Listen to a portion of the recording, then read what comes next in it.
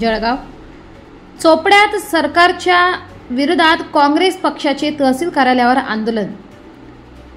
राज्य सरकार व केंद्र सरकारने शेतकऱ्यांच्या शेतीमालाला भाव देण्याचं व कर्जमाफीचं आश्वासन दिलं होतं, परंतु सरकार शेतकऱ्यांच्या हिताचे कुठलेच निर्णय घेताना दिसत नाही। कापसाला भाव नाही, सीसीआय केंद्र बंद असतं, शेतकऱ्यांच्या घरात अजूनही कापूस पडलेला आहे, तुरीला भाव नाही, खरेदी केंद्र सुरू केलं परंतु खरेदी होत नाही, अशा अनेक शेतकऱ्यांच्या प्रश्नांबाबत काँग्रेस पक्षाने सरकार विरोधात आंदोलन केले आहे। आज राज्यभर सरकारच्या विरोधात काँग्रेसचे पदाधिकारी आंदोलन करीत आहे। चोपडा येथे देखील काँग्रेसचे माजी जिल्हाध्यक्ष संदीप पाटील यांच्या नेतृत्वाखाली आंदोलन करण्यात आले। आंदोलनात संदीप पाटील यांच्यासह चोपडा शहर व ग्रामीण भागातील काँग्रेसचे पदाधिकारी व कार्यकर्ते मोठ्या संख्येने उपस्थित होते। भारतीय राष्ट्रीय काँग्रेस चोपडा शहर व ग्रामीण तर्फे आम्ही सर्व पदाधिकारी कार्यकर्ते या ठिकाणी आंदोलन करीत आहोत। आपल्याला सगळ्यांनाच कल्पना आहे की महाराष्ट्र सरकार असो केंद्र सरकार असो शेतकऱ्यांच्या मागण्यांकडे पूर्णपणे दुर्लक्ष करीत आहेत। आपण बघितलं असेल की या ठिकाणी चोपड्याला सुद्धा ज्वारीचं खरेदी केंद्र 8 दिवसापूर्वी सुरू झाल्याच्या बातम्या आणि फोटो आलेले आहेत, पण प्रत्यक्षात खरेदी अजून होत नाहीये आणि शेतकऱ्यांची चेष्टा चालली आहे असं आमचं म्हणणं आहे। सीसीआय केंद्र सुद्धा मध्येच बंद करतात, मध्येच सुरू करतात। शेतकऱ्यांकडे अजूनही कापूस पडू नये, त्या कापसालाही भाव मिळत नाहीये आणि या ठिकाणी तुरीचा प्रश्न असेल, सोयाबीनचा प्रश्न असेल, दर एकदम खाली गेलेले आहेत। म्हणजे शेतकऱ्यांची लूटमार चाललेली आहे। हे भांडवलदार धार्जिने सरकार या ठिकाणी केंद्रात आणि राज्यात सुद्धा आहे। शेतकऱ्यांच्या हिताची त्यांना अजिबात काळजी नाही आहे, फक्त घोषणा करणे एवढाच त्यांच्याकडे कार्यक्रम आहे। त्याच्यामुळे आज आम्ही सर्व पदाधिकारी कार्यकर्ते शासनाकडे मागणी करत आहोत की या सर्व कापसापासून सर्वांना भाव मिळाला पाहिजे। शेतकऱ्यांना वाचवण्याची आता ही वेळ आहे। शेतकऱ्यांच्या आत्महत्या खूप होत आहेत आणि आपल्या या तालुक्यामध्ये जामनेर या ठिकाणी आणि अंमळनेर या ठिकाणी, पाचोरा या ठिकाणी शेतकऱ्यांच्या आत्महत्या फार मोठ्या प्रमाणावर होते।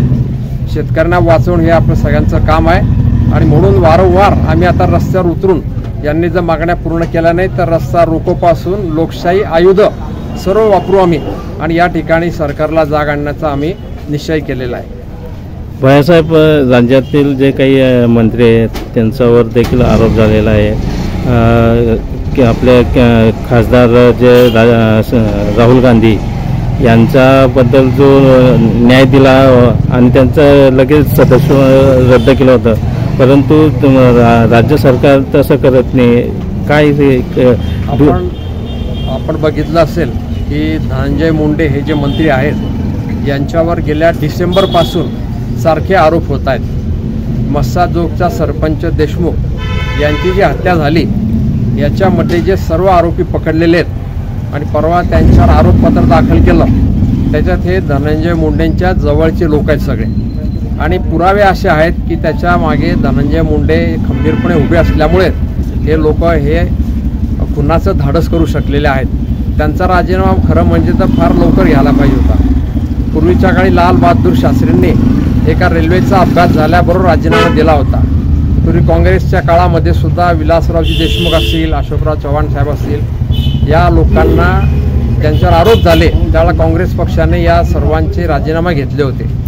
आणि या ठिकाणी दुसरा आरोप जो आहे तो या ठिकाणी माणिकराव कोकाटे यांना तर कोर्टानेच आज या ठिकाणी निकाल दिलेला आहे आणि 2 वर्षाची शिक्षा आहे। अजूनही ते चालढकल चालू आहे, कोर्टात प्रकरण नेलेलं आहे। मला असं वाटतं की हे सरकार आता काय म्हणतो कातडी बचाव या पद्धतीने काम करत आहे।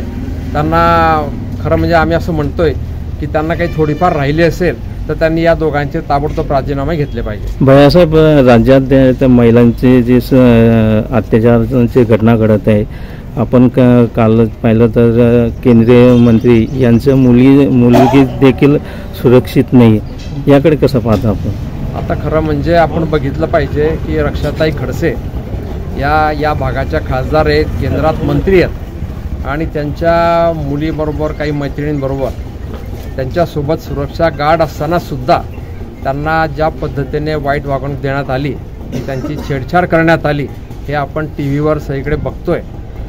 यावेळेला जर केंद्रीय मंत्र्यांची मुलगी सुरक्षित नसेल तर सर्वसामान्य घरातली मुलगी कशी सुरक्षित राहू शकेल हा आपल्या सर्वांपुढे प्रश्न पडलेला आहे.